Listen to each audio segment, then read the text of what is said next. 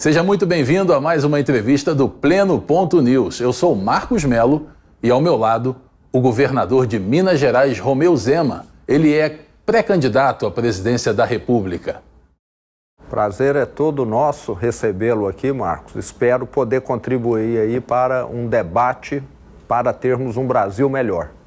Quem é Romeu Zema e por que o eleitor brasileiro deve confiar ao senhor à presidência da República? Bom, Marcos, sou um mineiro do interior de Minas, de Araxá, formado em administração e um inconformado, um indignado com a política no Brasil. Já tem 6 anos e 9 meses que eu estou do outro lado do balcão. Antes eu era setor privado.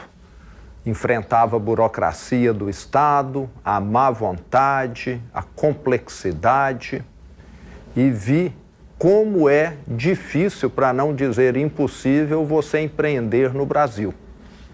Mesmo assim, consegui criar um negócio que está funcionando, profissionalizado, com mais de 5.000 funcionários. Fiz a minha sucessão antes de entrar na política e nunca gostei de política.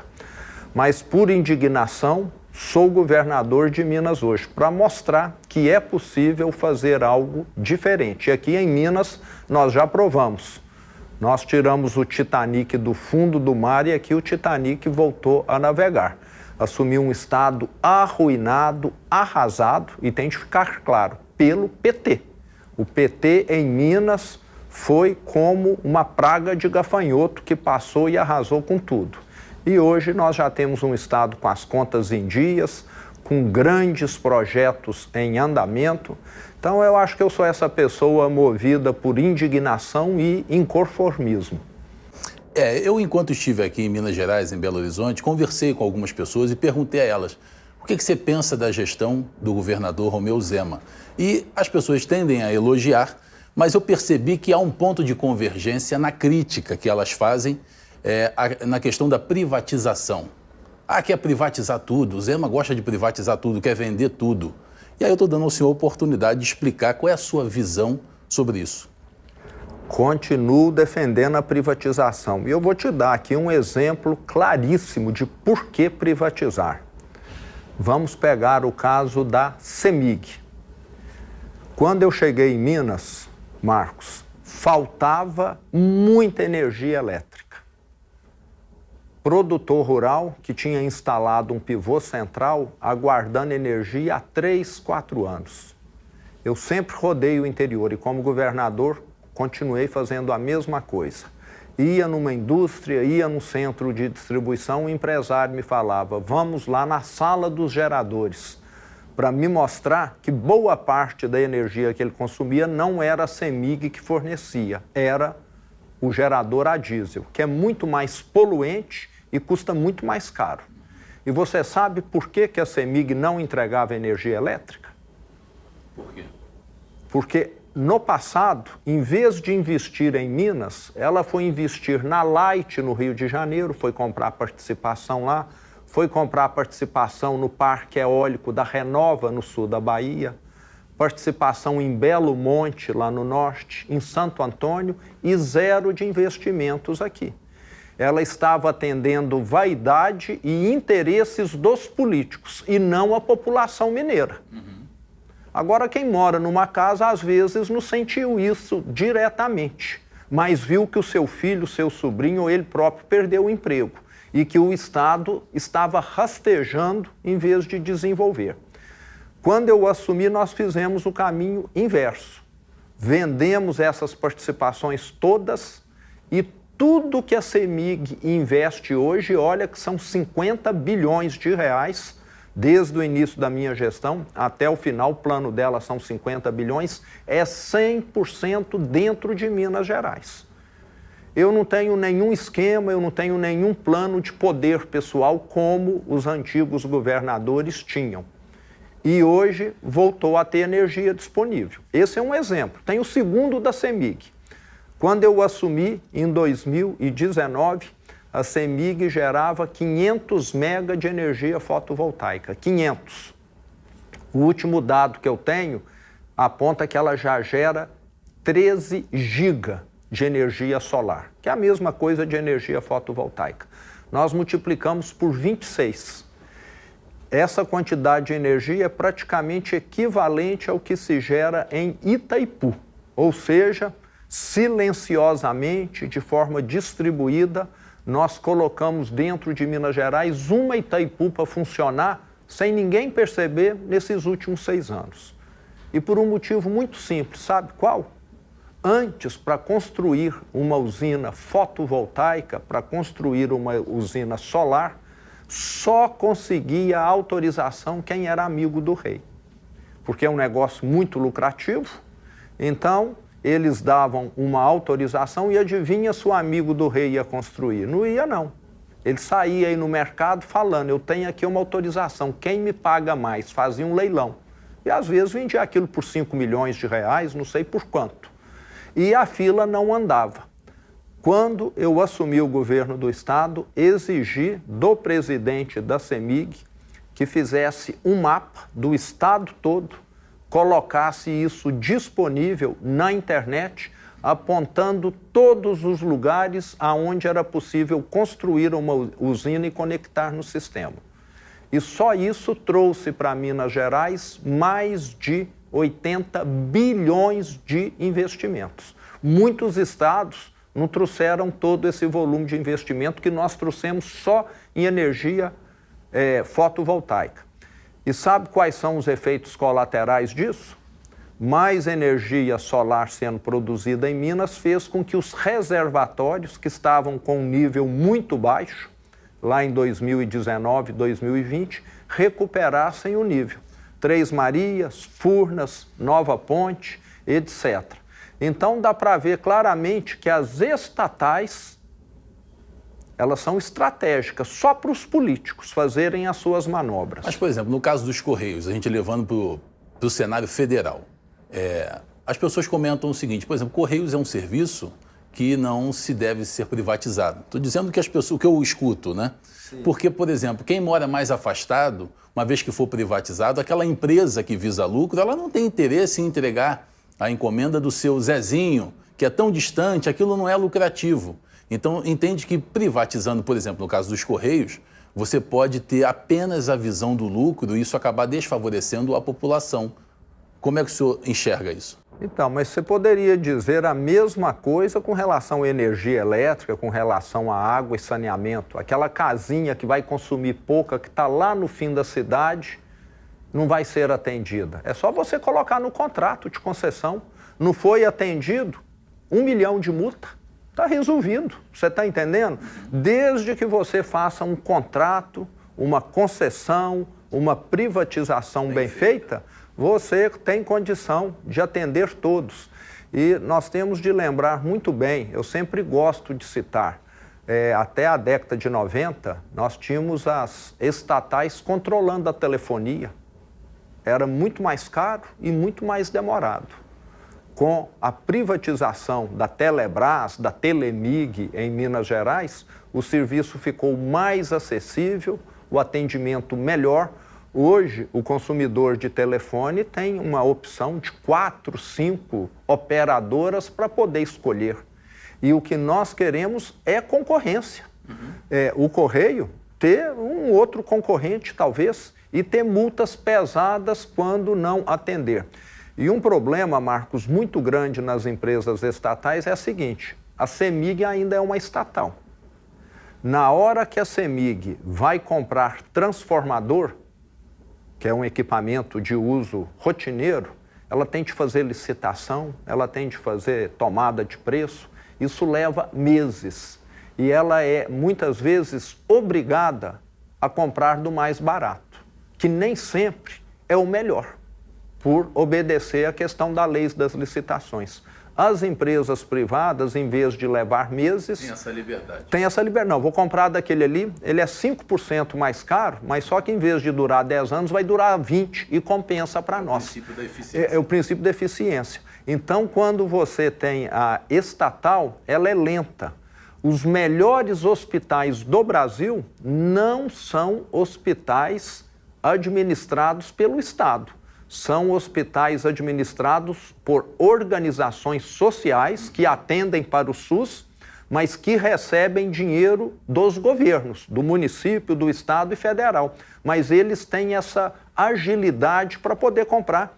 Já aconteceu aqui na rede FHEMIG em Minas Gerais, um tomógrafo estraga, um aparelho de ressonância magnética estraga, fica meses para você fazer uma licitação, comprar a peça e colocar aquilo para funcionar. No privado, no dia seguinte, já está funcionando. Então, nós temos de lembrar, agora, sou favorável a uma fiscalização, a um contrato muito bem feito, a revisão tarifária abaixo da inflação ao longo do tempo, para que as empresas tenham de falar, ao longo do tempo eu vou ter de ser cada vez mais eficiente. Tem que amarrar para que a virtude da privatização não se perca, né? Exatamente.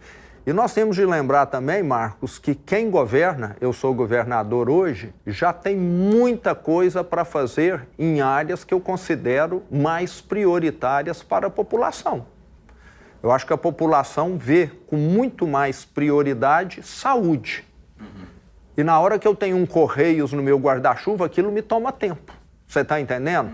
Então, na hora que o governo falar... que é importante. Eu vou cuidar de saúde, eu vou cuidar de educação e vou cuidar de segurança pública e de alguma infraestrutura. Isso é aquilo que é mais importante para a população. O senhor foi muito criticado quando anunciou sua pré-candidatura, porque a direita, grandes nomes da direita, o criticaram, inclusive o filho, Carlos Bolsonaro, do ex-presidente Jair Bolsonaro. Ele fez uma crítica ácida em suas redes sociais quanto aos governadores, que ele na época chamou até de ratos. O senhor já falou sobre isso numa entrevista recente no Roda Viva, mas o fato é que o senhor foi muito criticado por anunciar pré-candidatura no momento em que o líder da direita, Jair Bolsonaro, está sofrendo uma devassa, uma ofensiva sem precedentes do judiciário brasileiro e também a questão de saúde, né?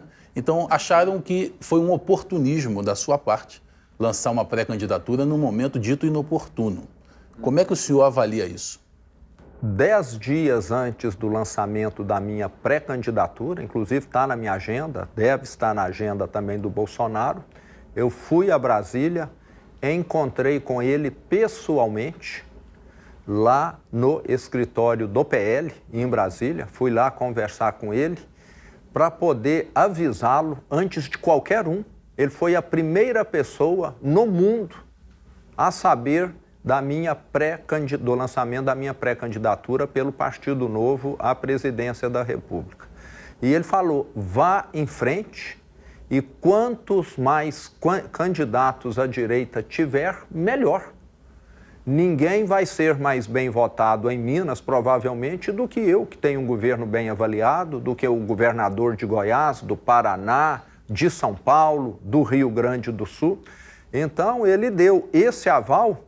Agora, surgiu esse mal-entendido, acho que foi, porque já aconteceu no momento em que ele estava respondendo já pelo inquérito, e no momento de dor familiar, etc., mas eu compreendo perfeitamente. Mas ele foi avisado e deu o ok. Ou então os filhos não se inteiraram desse diálogo que eu tive com o presidente Bolsonaro.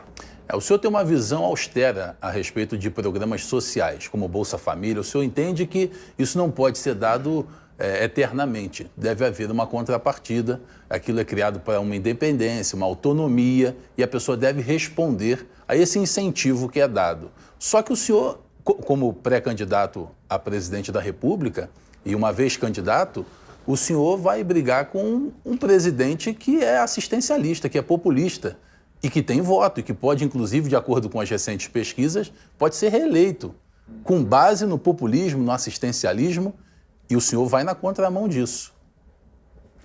Como é que o senhor vai adaptar esse discurso? Porque uma coisa é o que o senhor pensa, outra coisa é o que o eleitor entende, né? Ô Marcos, eu acredito que o brasileiro já está ficando maduro. Nós estamos falando de Bolsa Família há quantos anos? Há 20, há 25 anos ou mais, não é isso? Todas as pessoas que estão sem emprego, todas as pessoas, as mães que não têm renda, que não têm um companheiro, que têm criança em casa, precisam e terão essa assistência do Estado. Eu tenho essa visão.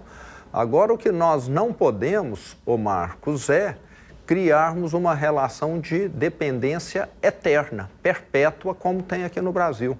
Nós temos homens saudáveis, novos, que parece que estão concluindo o seu ciclo produtivo sem ter tido uma carteira de trabalho assinada. Será que o Bolsa Família foi desenhado para isso? Começaram a receber Bolsa Família lá nos anos 2000, estão recebendo até hoje e já estão com 45, 50 anos, já estão quase que indo, vamos dizer, está mais para uma idade de aposentar do que de começar a trabalhar. Então, com relação a isso, eu acho que nós temos de redesenhar o programa. Eu acho que assim, se você então está recebendo Bolsa Família, você é saudável, seus filhos já são grandes, você já tem uma série de fatores que te tornam, de certa maneira, independentes, então você vai ter de trabalhar aqui nesse lugar, que aqui você vai se qualificar. Caso contrário, o seu Bolsa Família vai começar a ser reduzido. Você está entendendo? Então, eu acho que tem de ser um programa para a autonomia, para a independência. Na minha opinião, é isso que o brasileiro quer. Aqui em Minas, eu tenho certeza que nós já criamos aqui mais de 1 milhão de carteiras de emprego com carteira de trabalho assinada e o mineiro está gostando, entendeu? Então, eu sou favorável que as pessoas tenham dignidade. E quem vive de Bolsa Família, nós temos de lembrar, nunca vai ter uma renda para ter uma casa mais confortável. A grande maioria passa a ter empregos que são bicos, que são empregos precários, é o lavador de carro, é a moça que vai lá fazer uma faxina, é o servente, é um emprego que daqui 5 anos, 10 anos, ele não aprendeu nada de novo, que é aquela coisa bem primitiva mesmo. E o que eu quero é que essa pessoa vá trabalhar numa empresa mais bem estruturada, ele aprenda a lidar ali com um computador, ele aprenda a organizar um estoque, ele aprenda a lidar com um equipamento mais complexo, para que ele tenha condição de crescer. Caso contrário, nós estamos perpetuando a mão de obra desqualificada no Brasil e a dependência com o Estado. Nós perguntarmos para nós mesmos, é isso que nós queremos para o futuro? Que 50 milhões, 60 milhões de brasileiros só saiba pegar na vassoura, jogar uma água e nada além disso? E ficar sobrevivendo E agora tem o botijão, né? Agora ainda tem a proposta do botijão de gás. O senhor entende que isso é para ganhar voto? Isso é compra de voto? Claramente. Nós tínhamos de fazer aqui um Bolsa Emprego, gerar emprego. Aqui em Minas nós mostramos que é possível fazer isso. Então, o que o brasileiro quer, ô Marcos, é exatamente isso. E isso tem tempo para cansar.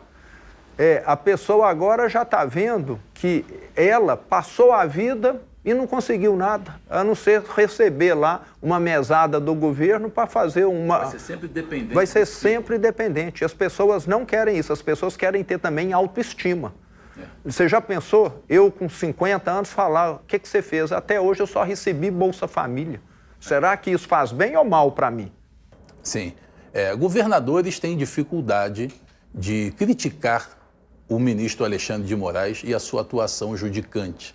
A gente entende, o governo do Estado, ele tem causas na mão da Suprema Corte e, às vezes, muito interesse, né, do governo, da gestão, se poupa a atuação do ministro Alexandre de Moraes. Então, muito se fala sobre isso. Os governadores não gostam de falar, de criticar, embora ele seja criticado hoje internacionalmente. Como é que o senhor avalia, enquanto pré-candidato, se espera, eu imagino que o eleitor, ele espere uma postura mais crítica, mais contundente contra arbítrios que são denunciados até mesmo nos Estados Unidos. Como é que o senhor avalia a atuação do ministro Alexandre de Moraes? Bom, eu já falei e torno a repetir aqui, Marcos, ele tem adotado uma postura totalmente arbitrária, como você tem mencionado, uma postura que vai contra os princípios básicos da justiça, principalmente naquilo que diz respeito a conflito de interesses. em determinado processo, ele é réu, ele investiga, ele relata, ele decide, ele julga. Então, fica extremamente difícil de aceitar isso, né? Isso é o básico da justiça. Se eu tenho uma causa onde eu estou envolvido, a minha esposa, o meu filho, e eu sou juiz, eu vou falar, não, outro vai julgar isso aqui. Isso não tem acontecido no Brasil. E o Brasil também, né, pode se dar ao orgulho ou à vergonha, não sei o que seria, né, de ter tido a única tentativa de golpe de Estado do mundo sem uso de armas, com uso de batom, com uso de outros instrumentos que não armados. Quando se fala em golpe de Estado, o que se vem em mente é um exército marchando, ou rebeldes, ou tanques de guerra, etc.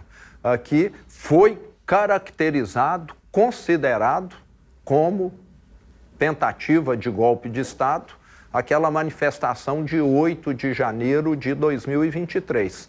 E penas descabidas.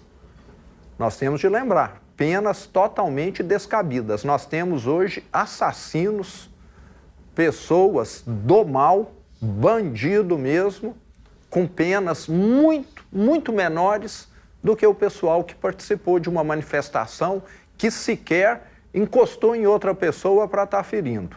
Então você vê que tem dois pesos e duas medidas claramente evidentes. E parece que o ministro tem, né, tido essa postura, infelizmente.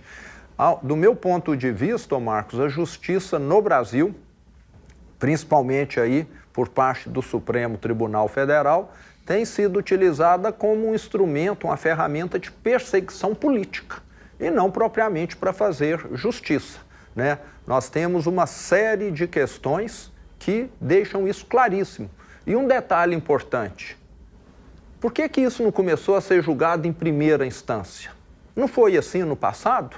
Por que agora o Supremo chama para si e fala, eu é que vou julgar? Deveria ter sido o juiz de primeira instância, depois o de segunda, só depois é que chegaria numa instância superior lá em Brasília. Então você vê claramente que tem muita distorção nesses julgamentos. É muito ruim quando o judiciário começa a fazer política.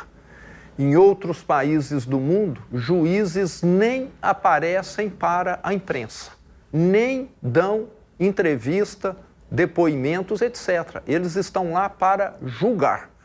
Uma vez eu vi uma definição que é clara e que eu concordo muito, é o seguinte: o legislativo existe para traçar o futuro, construir as leis, definir as leis que vão nos levar naquela direção. O executivo para executar isso no presente, para poder falar, está acontecendo aquilo que foi planejado. E o judiciário para julgar o que já passou.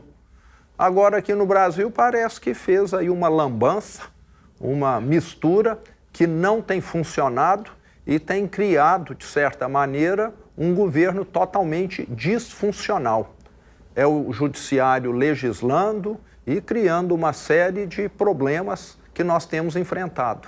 O ex-assessor de Alexandre de Moraes no Tribunal Superior Eleitoral, Eduardo Talhaferro, ele diz abertamente que houve uma perseguição à direita nas eleições de 2022 e era claramente uma tentativa, uma execução para favorecer o presidente Lula, eleito com uma margem pequena. Nós temos aí 126 milhões de eleitores no Brasil. Sim. E o Lula ganhou de Bolsonaro com 2 milhões de votos. Então, essa denúncia, como é que o senhor analisa? Eu vejo ela como fundamentada, né? Eu participei ativamente da eleição do segundo turno. Eu fui eleito em primeiro turno, no final de 2022, e utilizei as minhas 2, 3 semanas entre o primeiro turno e o segundo turno para dar apoio ao presidente Bolsonaro. Estive com ele em diversas agendas aqui em Minas e até mesmo em São Paulo, pelo que eu me recordo. E ficou muito claro, havia ali 2 pesos e 2 medidas. O que a esquerda fazia nas redes sociais, na TV, tudo liberado. Qualquer coisa que a direita fazia, não, isso aqui não pode. você começa a perceber claramente que havia uma distinção e certamente contribuiu para que a esquerda tivesse mais facilidade para poder vencer a eleição. E aí, no momento que Valdemar Costa Neto, presidente do PL, entra com um recurso no TSE questionando o resultado das eleições do segundo turno, ele recebe uma multa, o partido recebe uma multa de 22 milhões de reais já retida do fundo partidário. Então, isso mostra que o Brasil precisa esclarecer muitos pontos. Mas eu queria perguntar ao senhor, Jair Bolsonaro é um preso político? Com toda certeza. E precisamos, Marcos, da anistia no Brasil. Eu sou favorável, caso eleito presidente, sendo eleito presidente, será uma das primeiras medidas. Nós já anistiamos no Brasil, no passado, verdadeiros terroristas que pegavam em metralhadora, que sequestravam, que assaltavam banco e que mataram, assassinos. E o pior, além de terem sido anistiados, eles recebem uma bolsa terrorista do Estado, né? Mas são todos de esquerda. Então, se a esquerda teve esse tratamento, por que a direita não pode ter? E olha que a direita não pegou em arma, a direita não sequestrou, não matou ninguém. E nós precisamos pacificar o Brasil. Enquanto você não pacifica, você não avança em direção ao futuro. É exatamente igual um casal que fica discutindo, batendo boca, brigando e esquece de limpar a casa, de dar uma boa educação para os filhos, de acompanhar a escola, de estar mais presente na vida dos filhos. Então, quando você tem um governo que fica nessa tensão, um congresso, partidos, etc., você não consegue ir para o futuro. E o Brasil precisa de paz para poder avançar. Então, o senhor defende uma anistia ampla, geral e restrita e não essa dosimetria que estão tentando emplacar. Exatamente. Defendo a anistia ampla, total e restrita. Isso mesmo. No 7 de setembro, na Avenida Paulista, o pastor Silas Malafaia pegou o microfone e fez menção a entregá-lo e pedir, quer discursar agora no 7 de setembro? E o senhor falou, não quis discursar. Sim. Um pré-candidato à presidência da República, o normal seria aproveitar a oportunidade de colocar suas ideias para aquela multidão e transmitido para o Brasil e para o mundo. Por que o senhor não quis falar? Bom, Marcos, eu já estive lá em diversos eventos na Avenida Paulista, 4, 5 vezes aproximadamente, todos em prol da direita, em prol da anistia. É um evento onde algumas vezes alguns governadores foram e todas as vezes quem representou os governadores na fala foi o governador Tarcísio, que é o governador do estado de São Paulo. E eu achei que o adequado ali naquele momento era ele ter a fala, era o público dele, mas eu fui lá para mostrar, eu estou junto, eu concordo com o que vocês estão falando aqui. E não é mais um discurso, lembrando que eu sou um político diferente, eu gosto mais de entregar do que de falar, entende? Então, eu acho que não é você ficar só procurando palanque que vai ajudar, não. Eu gosto muito de entrega, estava lá mostrando, estou aqui apoiando. Agora você não precisa falar para mostrar isso, a sua presença já indica claramente. Perfeito. O senhor criticou a taxação imposta pelos Estados Unidos, o tarifaço. Na época, assim que foi imposto o tarifaço ao Brasil, o senhor, através das redes sociais, criticou. E aí o senhor também foi criticado porque se entende que deveria ter um discurso estratégico do ponto de vista político, já que o tarifaço colocava o governo e o establishment, o sistema, contra a parede naquele momento e servia meramente com esse intuito. Então, se entende que a direita teve uma vitória de conseguir uma ação externa, pressionando o governo brasileiro a prestar contas da democracia, do devido processo legal. E como é que o senhor avalia? O senhor se arrepende de ter feito aquela colocação ou o senhor entende que é mesmo inoportuno taxar o Brasil para resolver problemas políticos? Bom, eu sou contra qualquer medida, Marcos, unilateral. Se eu pago aluguel para você ou você paga para mim e o dono do imóvel de repente fala, eu vou subir o preço sem avisar, acho que está errado. né? Você tem um contrato, você já tem um histórico. Então, se algum país quer alterar as regras comerciais, acho que tudo deve ser discutido previamente. E olha, Marcos, que eu venho do varejo, atuei mais de 30 anos, então o que eu mais fiz na minha vida foi assentar em mesas com fornecedores, grandes empresas multinacionais, com bancos, que também sempre negociávamos. Então, os Estados Unidos errou. Agora, o Lula, na minha opinião, errou tanto quanto ou mais. Por quê? Porque nós estamos falando dos Estados Unidos, que é o segundo maior parceiro comercial do Brasil. Segundo maior comprador de produtos brasileiros. Você vai sair atacando aquele cliente que é o segundo maior cliente seu, falando mal dele publicamente? Eu acho que é totalmente errado. Questionando o dólar. Se aliando a países, a ditadores claramente anti-americanos. Então parece que o nosso presidente errou muito e deu todos os motivos. O Brasil tem um histórico de bom relacionamento diplomático com os países, de nunca ter feito essas barberagens, essas ações totalmente inadequadas. E o presidente Lula parece que foi nesse caminho. E segundo, que eu acho que ele ainda está errando. Logo que o Trump anunciou, a primeira coisa que ele deveria ter feito é pegar um avião e ter ido para lá. Estou aqui para poder ver o que está acontecendo. Queremos dialogar, não queremos tarifaço, não. O que está errado aqui? Foi assim que o Japão fez e conseguiu reverter boa parte do que aconteceu. O primeiro-ministro do Japão foi lá para Washington sem agenda, falou, estou aqui no hotel aguardando uma janela aí para me conversar com o presidente Trump. Então, até hoje, ele não foi lá encontrar e ele é que tem, vamos dizer, essa procuração para negociar pelo Brasil. Não somos governadores, não somos empresas, ninguém. É o presidente que tem. E parece que ele está fugindo dessa responsabilidade dele. E antes de olhar para questões ideológicas, o Trump é de direita, eu sou de esquerda, na minha opinião, ele tem de olhar para os interesses dos brasileiros. E nós temos empresas hoje que já estão em dificuldades, que as vendas recuaram porque dependiam muito do mercado americano e que daqui a pouco podem desaparecer, demitir, etc. Por uma vaidade do presidente. Então, ele tem de lembrar, ele representa os brasileiros, ele não representa a esquerda. E o Brasil não foi representado adequadamente. Ele está errado, mas o Trump errou também.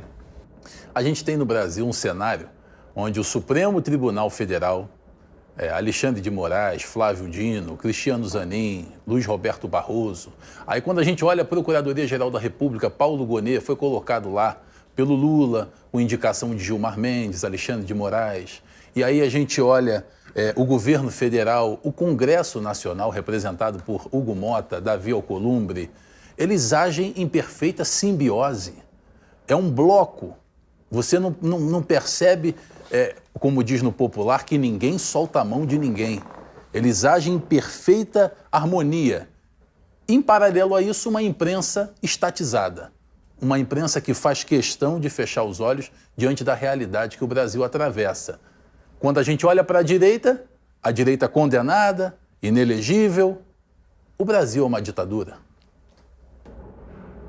Uma ditadura disfarçada, né? Vamos dizer assim, né? Eles não estão aí com policiais na rua te escutando, mas te deixaram, vamos dizer, meio que algemado, né? Então, hoje, realmente, a direita tem toda essa dificuldade, devido a todo esse aparato que foi montado, mas eu continuo, Marcos, extremamente confiante, porque, por um simples motivo, o que a esquerda está fazendo aí não vai dar em nada. Eu falo que a economia brasileira não está crescendo, ela está inchando. Há poder de anabolizante. Você deve lembrar de 2015 e 2016, a maior recessão da história do Brasil, devido tudo que o PT fez, mensalão, petrolão, mala de dinheiro, Dilma, etc., nós vamos ter daqui a pouco uma repetição de 2015 e 2016. Lembrando que naqueles 2 anos a economia afundou 8% e o mundo todo crescia. Quando você tem uma recessão aqui, porque o mundo entrou em recessão, né? Quando você tira 0 numa prova junto com a sala toda, parece que teve alguma coisa de errado com a prova. Agora, quando todo mundo está tirando 10 e você está tirando 0, foi o que aconteceu com o Brasil naquela época. É porque o problema estava concentrado aqui dentro. E vai repetir de novo. A esquerda não tem um projeto de futuro para o Brasil. E eles podem fazer de tudo. Se o Brasil não crescer, não desenvolver, isso não se sustenta. Então, eu sou extremamente confiante que o que vale no final das contas são as boas propostas, são os resultados, são as entregas. E além da esquerda não ter esse projeto, é um sistema sujeito à corrupção.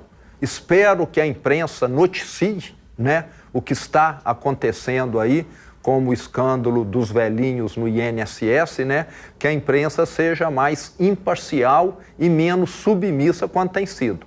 Eu falo que a imprensa no Brasil é totalmente distorcida. Eu estive, há 6 meses atrás, num país onde a taxa de homicídios caiu 99%.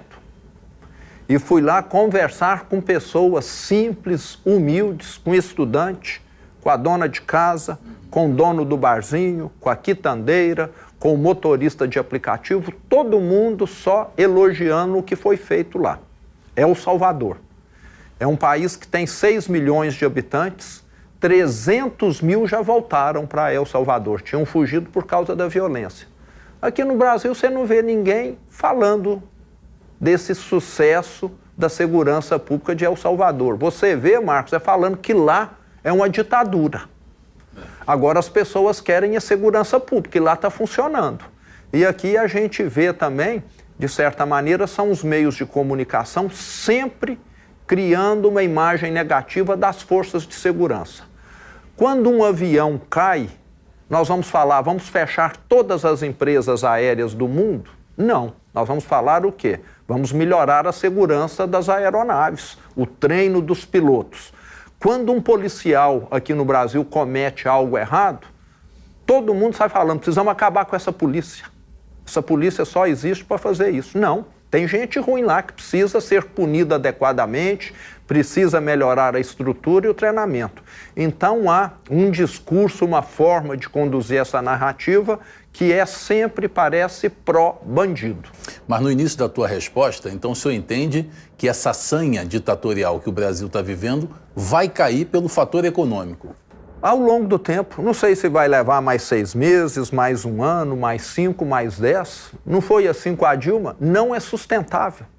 Você está entendendo? É meio que uma pirâmide financeira. Tem data para poder acabar. Não tem jeito de só criar projeto social, Bolsa Gás, Bolsa Energia, Bolsa Cueca, Bolsa Sapato, Bolsa não sei mais o quê, e você não estimular a produtividade, a competitividade, o empreendedorismo, que é o que o brasileiro quer. Você está entendendo? Essa receita já está prescrita, já acabou. É a receita dos anos 60 da esquerda que continua sendo aplicada aqui, o populismo. O mundo mudou, nós estamos no mundo da rede social hoje. Apesar dos meios de comunicação terem, né, vamos dizer, esse viés esquerdista, as redes sociais hoje, cada um tem o poder de autodivulgar, de estar mostrando alguma coisa. Então, essa força também hoje ela é relativa, ela é inferior ao que havia no passado. Agora, para a gente finalizar, o governo Lula é um governo gastador, um governo perdulário, são 39 ministérios, um rombo fiscal, vai mal na economia, agora tem um escândalo do INSS envolvendo o irmão do Lula, que tudo vai apontando para ele. A história, Lula é experimentado, o histórico de corrupção. Com tudo isso, as pesquisas mostram que Lula tem condições de ser reeleito. Que fenômeno é esse?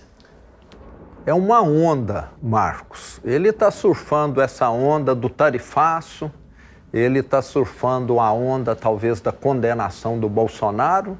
É um momento em que ele está bem, em que a safra foi boa. Agora, a onda boa não é uma atrás da outra, não. Então, nós temos aí um ano pela frente e muita coisa vai acontecer. Nós temos o escândalo do INSS sendo investigado. Nós temos uma economia que já começa a dar sinais claríssimos de desaceleração. A criação de empregos está numa queda. Daqui a pouco ela vai ser negativa em vez de positiva. E economia que cresce através de anabolizante, como aconteceu no governo da Dilma, ela começa em pouco tempo, em poucos anos, a apresentar os sintomas, os efeitos colaterais, né? Igual quem toma bomba para poder ficar aí malhadão, forte, começa a ter problema hepático, renal, cardíaco. Daqui a pouco nós vamos ver inflação, desemprego, já temos um sintoma. Qual que é a segunda maior taxa de juros do mundo? A do Brasil. Eu estou sempre acompanhando empresas, investidores, produtor rural aqui em Minas, ninguém está investindo. E essa taxa de juros elevada, Marcos, é o maior fator concentrador de renda. Estão falando agora que tiraram o imposto de renda de quem ganha até 5 mil, ótimo. Sou totalmente favorável, mas o sujeito que tem 50 milhões de reais em dinheiro, ele está rindo até aqui. Ele está ganhando todo ano, no mínimo, 7 milhões e meio sem trabalhar. E o pobre que está pagando financiamento do carro, da moto, do celular, da televisão, não está aguentando pagar por causa dessa taxa de juros alta. É o governo tirando do pobre e dando para o rico. Só que ele não mostra isso. Agora, quem entende um pouquinho de taxa de juros sabe perfeitamente.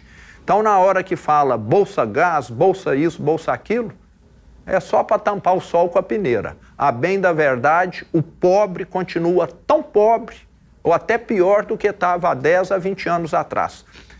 Olha que o PT já ganhou 5 eleições para presidente. Pergunta hoje para quem é pai de adulto se o filho está tendo uma vida melhor ou pior do que a que ele tinha há 20 a 30 anos atrás, antes do PT chegar. Tenho certeza que a vida hoje de quem é adulto de 20, 25 anos, que é esse ciclo aí do PT, é pior do que a do pai. O pai conseguiu comprar uma casa, o pai conseguiu fazer uma série de coisas que hoje o filho não consegue. Tanto é que tem muito filho morando com os pais hoje, exatamente por esse motivo. Então o PT já teve aí todo o tempo do mundo, 5 eleições presidenciais, o que corresponde a 20 anos, né, de administração, e, na minha opinião, ele está entregando um país que não avançou praticamente em nada, que, aliás, até piorou em questão de corrupção, em algumas questões de censura, etc., durante esse período. Governador Romeu Zema, governador de Minas Gerais, conosco no Pleno Ponto News. Governador, muito obrigado pela entrevista. Foi uma oportunidade excelente de esclarecer diversos pontos da nossa nação, né? Prazer estar com você, Marcos, né? Vamos esperar aí 2026, vamos ter muitas surpresas pela frente. Na minha campanha de 2018 eu vi isso, né? Comecei como o último, o azarão, e no decorrer da campanha só foram tendo surpresas. E política é isso, é imprevisível. O que faz ela ser tão interessante, concorda? É verdade. Continue acompanhando o Pleno Ponto News, porque credibilidade não se negocia.